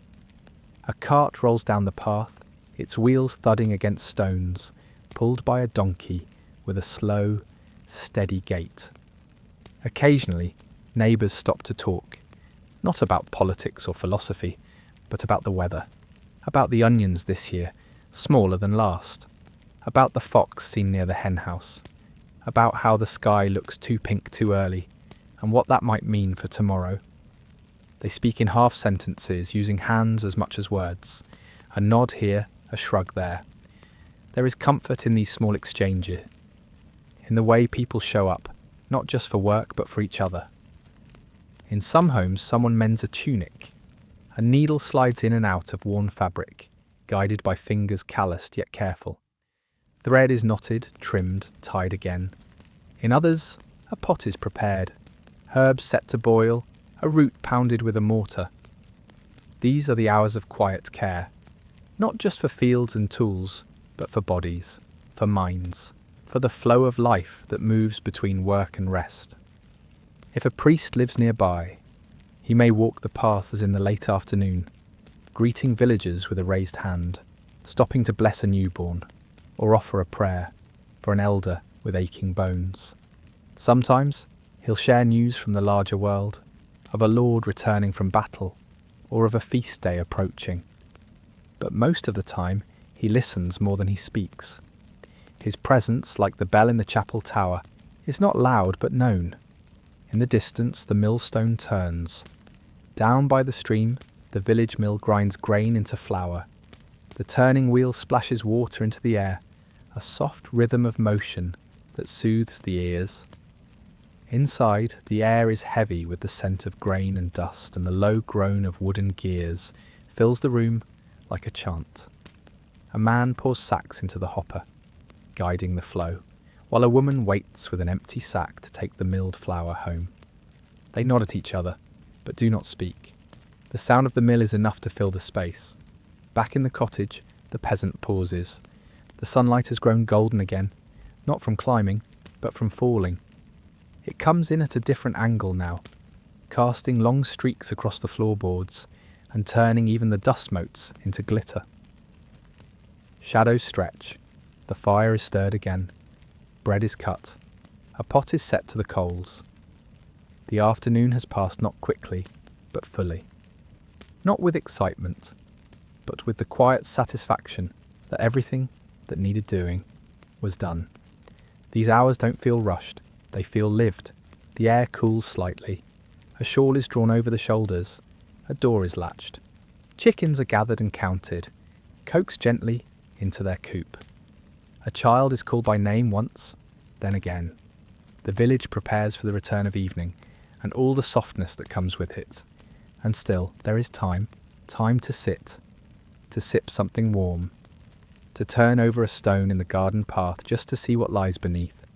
Time to sigh and mean it, to place the day gently into memory, to watch the smoke rise slowly from the hearth and disappear into the sky, as it always does. This is afternoon in the village, a rhythm of quiet work, shared spaces, and the gentle sound of life moving forward. step by steady step. Evening in the medieval village arrives not with a sudden shift, but with a slow, graceful turn, a deep exhale that settles into every corner of the day. The sun begins its descent toward the horizon, bathing the rooftops, fields, and paths in a soft amber light. The sky becomes a watercolour of fading blues and rising pinks. Birds call less frequently now. The dogs lie curled, tails flicking, and the peasant, with hours of work behind them, begins the final chapter of the day's rhythm. The shadows stretch across the earth like ribbons, and with them comes a gentle urgency. Not the rush of a unfinished business, but the calm understanding that certain things must be done before night wraps its arms around the village. Evening tasks are not loud. They do not rattle or shout. They whisper. They hum. They ask only for attention, not for haste. Back at the cottage, the peasant moves slowly, deliberately. The tools used in the fields are wiped down with cloth, their edges checked for splinters or cracks. The sickle is returned to its place on the wall, the handle brushed clean. The hoe leans in the corner, resting now, ready for tomorrow. The leather belt is unfastened and hung on a peg. The sleeves are rolled back down, and the tunic straightened. The body, tired but steady, carries the marks of honest labour, a smear of soil on the cheek, a dusting of hay on the shoulders, fingers darkened from the earth. Inside, the hearth is stirred again, coaxing fresh flame from the coals. A new bundle of kindling is added, and soon the fire glows, casting flickers of warm light against the stone walls. The flickering shadows move gently, not in fear, but in rhythm, in harmony with the settling of the day. A pot is placed above the fire, balanced on an iron hook or nestled into the embers. Tonight's supper is simple, a porridge of grains cooked slowly, stirred with a wooden spoon, a bit of salt, a pinch of herbs, perhaps a ladle of broth left from the morning's stew. If luck allows, there may be bits of carrot, parsnip, or lentil added in. The aroma rises slowly, filling the small cottage with its quiet invitation. There is no feast, but there is enough. As the pot simmers, the peasant steps outside once more. The air is cooler now, tinged with the scent of smoke and the sweet perfume of crushed grass. In the distance, other cottages glow from within, each one a small lantern against the dimming world. A child's laughter floats across the evening stillness, softer than before. A door creaks open, then closed. The village is winding down. Evening is also the time to tend again to the animals. The chickens are gathered into their coop, coaxed in with clucks and gestures, their feathers ruffled, their bodies warm. The pigs are checked one last time, the trough cleared, the gates secured. The dog is fed a bone or scrap and settles near the doorway, eyes heavy, ears still alert. The cat curls atop a windowsill, grooming itself in the dying light. Sometimes, if the day has gone well, the peasant walks the edge of the property, just once, not to inspect, but to appreciate. The fence holds, the garden grows, the field waits, the trees rustle softly, leaves fluttering like lullabies. A low moon begins to rise, pale and watchful, casting a silver sheen over the landscape. Inside the cottage, the fire pops gently as the porridge thickens. A cloth is spread across the table, not for formality, but to keep the wood clean. Wooden bowls are set out, each one slightly different from the next. A ladle stirs the pot once more, then serves. Steam rises, the scent is comforting, familiar. The peasant sits. If family is present, they sit together, each one in their usual place. If the peasant lives alone, the stillness is no less full. The meal is eaten slowly. No one speaks much now. There is nothing left to plan. No tasks to arrange. Just food, warmth, the soft creak of the cottage settling into night. Afterward, the bowls are rinsed in a basin with water drawn earlier in the day. The cloth is shaken out. The fire is stirred one final time, banked with ash to keep a coal glowing until morning. A candle is lit and placed in a small holder made from clay or iron, its flame soft and steady. It dances, casting shadows that stretch across the low beams and earthen walls. Clothing is loosened. A shawl is pulled around shoulders. The peasant may sit for a moment longer near the hearth, warming their feet, watching the flame. Perhaps mending is done, a tear sewn closed, a patch added to a worn sleeve. Perhaps not. Perhaps the work is done for the day. Outside, the village is hushed. Only the occasional sound stirs the dark. A distant owl, the creak of a cartwheel left outside, the wind rustling through reeds. The world has become smaller, softer. Inside, preparations for sleep begin. The bedding is simple, a straw mattress laid on a wooden frame, or directly on the floor, covered with linen and wool, folded with care. A blanket, heavy, familiar, is shaken out and draped across it. The peasant may sit on the edge for a time, removing shoes, rubbing sore feet, breathing deeply. There are no clocks, no devices, no glowing screens. The body tells the time. The light tells the truth. The world outside says, it is time to rest. And so, with quiet movements, the peasant lies down. The fire glows gently across the room. The candle is snuffed. The room darkens. The night stretches wide across the sky, across the village, across the dreaming fields. And in this cottage, as in 100 others, one life, tired, peaceful and whole, slips softly into sleep. The sky has deepened into a rich, endless blue. The stars appear slowly, as if unsure at first, blinking softly into view above the quiet village. A full moon rises above the trees, casting a pale glow that touches rooftops, stone walls, and the tops of gently swaying grass. Night has fully arrived, not as an abrupt change, but as a hush, a settling, a drawing in of breath. The world has grown smaller and softer, like a blanket pulled snug around a sleeping child. Inside the peasant's cottage, all is calm. The fire is down to a faint red glow, just enough to keep the chill away. The room is dim, the corners dark. The air smells of ash and wool, and the faint herbs that hang from the beams overhead. The straw mattress creaks slightly as the peasant shifts under their blanket. The rhythm of breath slows. Muscles, long engaged in work, release their hold. Tension slips away without fanfare. The hands that have turned earth, kneaded dough, gathered eggs and held tools, now lie still. Outside, the village makes its own kind of music, not the kind that comes from instruments or song, but from the steady, gentle movements of the earth and its creatures. The wind moves softly through the trees, rustling leaves and whispering against wooden shutters. Crickets begin their chorus, not loud, but persistent, like the ticking of time without a clock. An owl calls in the distance, its hoot round and deliberate, echoing into the night. Every so often a cart creaks in its resting place. A dog shifts and sighs in its sleep near a doorway. A shutter rattles briefly, then settles again. These are not disruptions. They are reassurances, reminders that the world continues to breathe, even in slumber. The peasant lies quietly, eyes closed or half-lidded, listening not with tension, but with comfort. There is nothing to fear in these sounds. They are the same sounds heard night after night, season after season. In spring, frogs join in. In summer, the breeze is warmer, the sounds more distant. In winter, the quiet deepens, broken only by the crack of ice or the whinny of a restless horse. But tonight, the world is temperate and kind. Sleep comes slowly, not like a fall, but like a tide rising.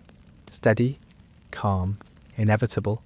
Thoughts drift like smoke, a memory of laughter at the well, the feel of warm bread in the hand, the soft brush of a child's hair. The mind weaves its own stories, quiet ones, drawn from the humble events of the day. Not grand adventures, but small comforts. The way the garden looked in golden light. The sound of flour falling into a bowl. The texture of worn cloth beneath the fingertips. Sometimes, a dream begins to form even before sleep fully takes hold. A vision of walking down a sunlit path. a glimpse of faces, both familiar and long gone. The mind is a quiet house at night, with doors gently opening into old rooms. The peasant, now fully at rest, wanders gently through them. In neighbouring homes others sleep too. A baby sighs in their cradle. An old woman mumbles softly in a dream. A man's foot twitches under the blanket. All through the village, lives are paused, not ended, just resting. The moon watches over them all, impartial and kind. Beyond the village, in the fields and forests, night has its own rhythm. Foxes move in silence along the hedgerows.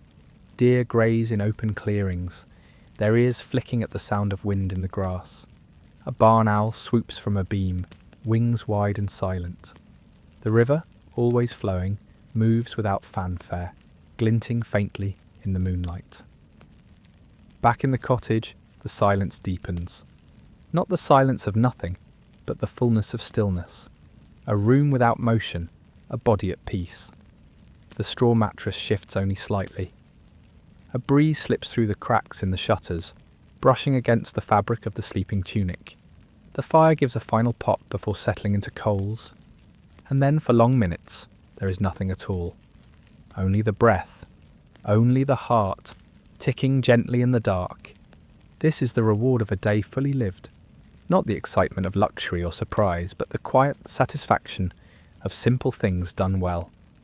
The fence mended, the pot cleaned, the child comforted, the seed sown, the path walked, the bread broken, the laugh shared. There is no need for dreams of distant castles or riches. The dream for the peasant is this: a home that holds you, a field that feeds you, a night that welcomes you into sleep without fear. And so the peasant sleeps, and outside the night keeps watch, and the earth, forever turning, carries this small cottage and its quiet dreamer through the dark toward morning. While the village sleeps, the stars deepen their watch overhead. The sky, wide and endless, stretches above cottages and fields alike, a canopy dusted with silver specks, each one fixed in its quiet rhythm. The peasant lies still beneath that same sky, wrapped in wool and shadow, while the world turns gently onward, minute by slow minute. Time in the village doesn't tick or flash, it flows, and at night it flows slowest of all. The passing of hours is marked not by alarms or clocks, but by the soft fading of embers, the shifting of moonlight on the floor, or the subtle change in the hush outside the window. There is no reason to wake in the night unless something calls, a child's cry, a dog's bark, or the body's own stirrings. If the peasant wakes, it's usually briefly. A yawn, a shift, the pulling of a blanket higher. Sometimes, if they turn toward the shuttered window, a beam of moonlight might fall across their face, gentle as a caress. The night is never silent, but its noises are slow and spaced. The creak of wood, the rustle of thatch, the long pause between gusts of wind. And if the peasant dreams, they dream quietly. The dreams of a peasant are not unlike their waking thoughts, grounded, rhythmic, familiar.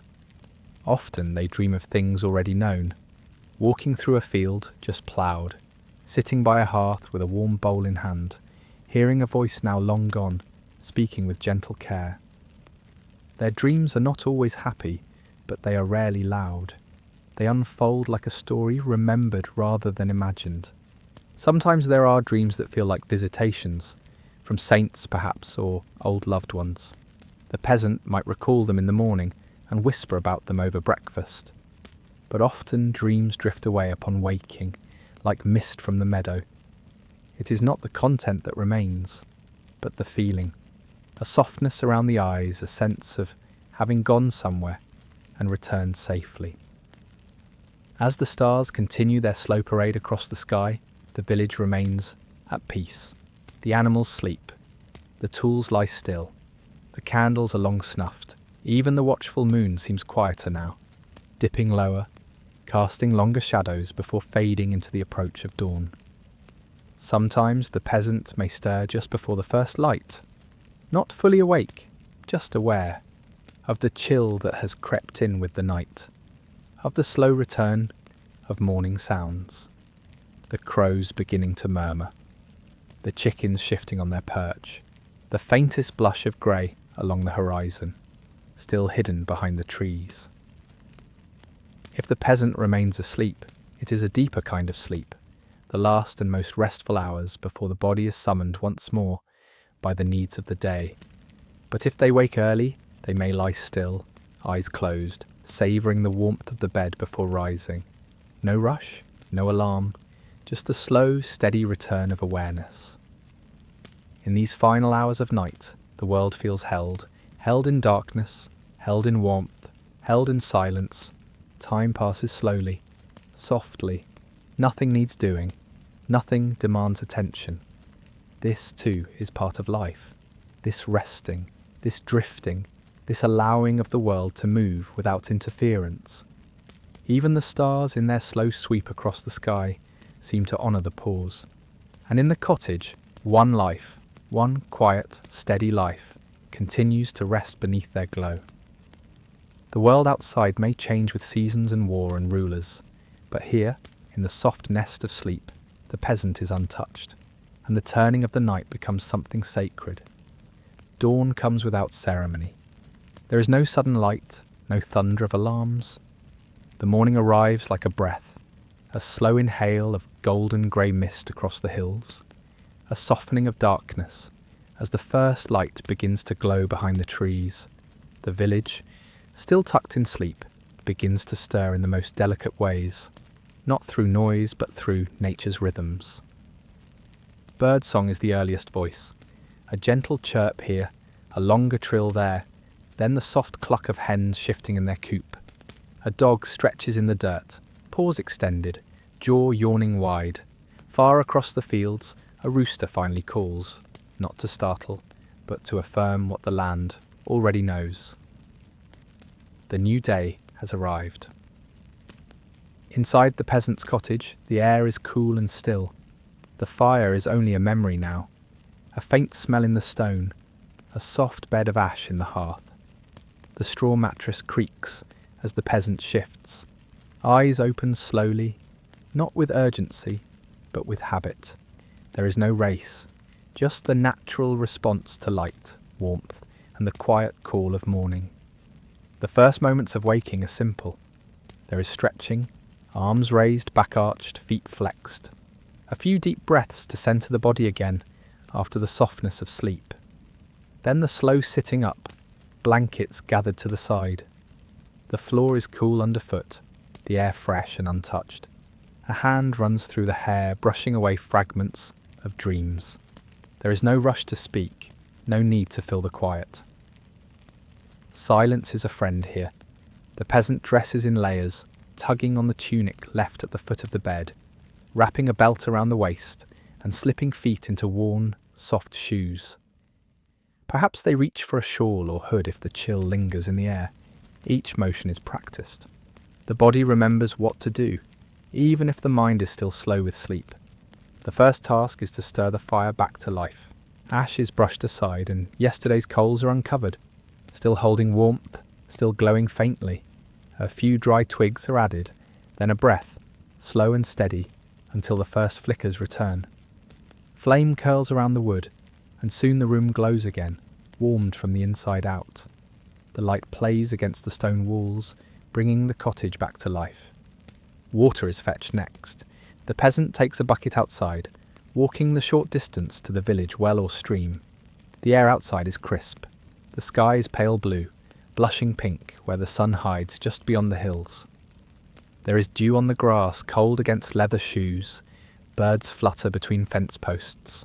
Smoke rises from a few other cottages now, slender lines that mark other early risers. At the well, the water is clear and cold. The bucket is filled with care, then carried back. Inside, a small basin is used for washing. Hands face arms. The cold water bites, then refreshes. It sharpens the senses, welcomes the soul back into the body. A cloth towel is patted against skin, rough and familiar. The peasant does not speak yet, and neither does the house. There's something sacred about these early hours, a quiet pact between person and place. A promise that today, like every day, we'll begin with small rituals. Breakfast is light, perhaps a bit of porridge from the night before, stirred with fresh water or milk. Maybe bread, if some remains, softened with broth or warm milk. An apple, sliced thin. A mug of weak ale or water, sipped slowly. There is no feast, no ceremony, only the quiet nourishment needed to begin. If there is family, they stir too. A partner washing in the corner, a child yawning into a blanket. The small sounds of waking life, not loud but layered. A bowl clinking, a spoon scraping gently. Soft footsteps over wooden planks. A cough, a hum, a quiet voice saying good morning. Outside, the world begins to wake more fully. Cows low in the fields, ready for milking. The blacksmith opens his shutters, stretching his arms to the sky. A horse trots by, its hooves rhythmic on the packed dirt. A neighbour waves from across the path, eyes still squinting from sleep. Chickens are let out of their coop, wings flapping, feet scratching at the earth. And yet, it is all still peaceful. There is no clamour, no rush hour, no sharp alarms or hurried steps. The pace of the village mirrors the pace of the earth, deliberate, circular, rooted in the rising sun and falling stars. The peasant, standing in the doorway of their cottage, breathes it all in. The air, the scent of dew and wood smoke, the sounds of life beginning. It is the beginning of another day, just like the hundreds that came before, and the hundreds yet to come. A day of care, of quiet work, of small joys, and it begins, as always, with waking gently, with the earth. Once the peasant has woken, dressed, and broken their fast, the world slips easily back into rhythm. The morning that began in stillness now leans into familiarity, the comfort of known tasks, the quiet predictability of another day unfolding as it always does. There are no surprises in the routine, and that is a blessing, for in repetition lies peace. In the ordinary, the peasant finds steadiness. The first duty always is to tend to the animals. The peasant steps outside, the morning light growing stronger, warmer. The yard, though modest, is full of life. Chickens cluck and scatter, pecking at the ground. Their wings flutter as they stretch, feathers catching the sunlight. The pigs grunt softly from their pen, standing and waiting near the gate. They are fed with scraps, roots and leftovers, slopped into the trough with practiced care. The cow, if there is one, is led out into the grass and tethered nearby, its warm body radiating heat in the chill air. Its eyes are slow and kind. It chews calmly, its breath misting into the morning. These creatures do not speak, but their needs are understood. They are part of the rhythm. Their presence, their habits, their reliance on human care, all of it forms the unspoken bond of village life. A peasant may not own much, but they tend what they have with reverence. After the animals, attention turns to the home. The floor is swept, hearth ashes cleared, and new wood stacked. Herbs hanging from the ceiling are checked for dryness. Some may be crumbled into clay pots, others hung fresh to replace them. Bread may be set to rise, or the last loaf sliced and placed with care onto the table. If it's a washing day, linens are soaked and scrubbed by hand, wrung out and draped to dry over fences or across the backs of chairs. Each movement is purposeful. None are rushed. If neighbours pass by the cottage, on the way to the well, or heading out to a shared field, there may be a greeting, a nod, a word or two about the weather. The air smells of rain. Too warm for frost? The clouds are thin today. These aren't just idle comments. They are observations that guide the work ahead. Whether to plant, to dry herbs, or to thatch the roof before a storm. Soon enough, the peasant prepares for the journey into the field. A tool is gathered, a hoe, a basket, or a sickle, depending on the season. A cloth is wrapped around the waist or over the shoulders. A water jug is filled and tied to the belt with twine. Perhaps a bit of bread is tucked into a pouch for later.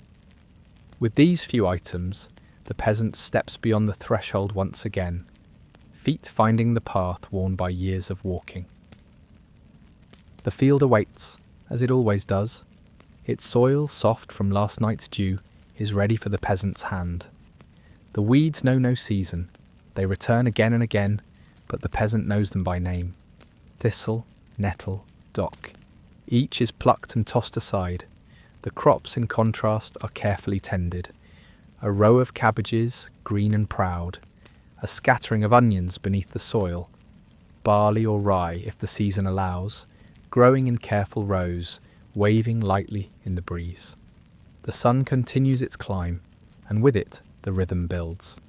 The peasant works not with urgency, but with steadiness. A row is cleared, a path weeded, a bucket filled. A pause is taken to wipe the brow, to sip from the jug, to stretch the back. And then, again, the rhythm resumes. There is no supervisor here, no time card, no tally. Only the land and the labour, joined in a quiet understanding. The land will give, but only if first it is given to. The birds wheel overhead. A dog barks in the distance. Children's voices call from beyond the hedgerow. Laughter, then the quiet return to play. These sounds do not interrupt the day, they shape it. The peasant, through this all, remains steady. Pull, clear, carry, step. The return of routine is not a burden, but a comfort. It means the world has not changed too much, that life continues, as it should, that the fields still grow, the animals still stir, the sky still rises blue above. And that in this small cottage on this simple plot of land, one life, humble and whole, moves forward through the quiet grace of repetition. The sun begins to dip low in the sky, trailing golden light behind it. Long shadows stretch across the field, across rooftops, across the quiet dirt paths between cottages. The air changes too, not cold but cooler, carrying the scent of tilled earth, firewood, and fresh-cut grass. The day begins its slow exhale, and the peasant, with another full day behind them, eases gently back toward home. The tools are returned, the hoe wiped clean, the basket emptied, the water jug tipped to drain its last cool drops. The gate creaks as it opens. The familiar walk home is not hurried. The body, though tired, moves in rhythm with the land, slow and even. The birds sing their last calls, settling into trees and eaves. Even the chickens begin to drift toward their coop. The world itself seems to sigh. Back at the cottage, the fire is kindled once again, not for labour now, but for warmth and rest. The hearth crackles softly, its glow filling the room with soft amber light. Supper is simple, made from what was harvested or stored. Perhaps a stew of onions, leeks and lentils, a crust of bread, a bit of butter, if fortune allows. Everything is done with intention, nothing is wasted. The peasant eats slowly, chewing quietly, sometimes in silence. If family is present, the room hums with gentle conversation. A child's questions, a partner's story, a comment about the weather, the field, the neighbour's cow. These exchanges are light, unburdened. They are not meant to solve anything. They are meant to share the end of a day. Once the bowls are emptied and rinsed, the peasant steps outside one final time. The sky above is fading from orange to indigo. A few stars peek through. A light breeze moves across the fields, rustling the grass in soft waves. Somewhere nearby, a dog barks once, then stops. A door closes gently. A window shutter taps in the breeze. This moment, this standing still at the end of the day, is not required, but it is meaningful. The peasant looks out across their land. Perhaps it is small, perhaps it is shared, but it is known.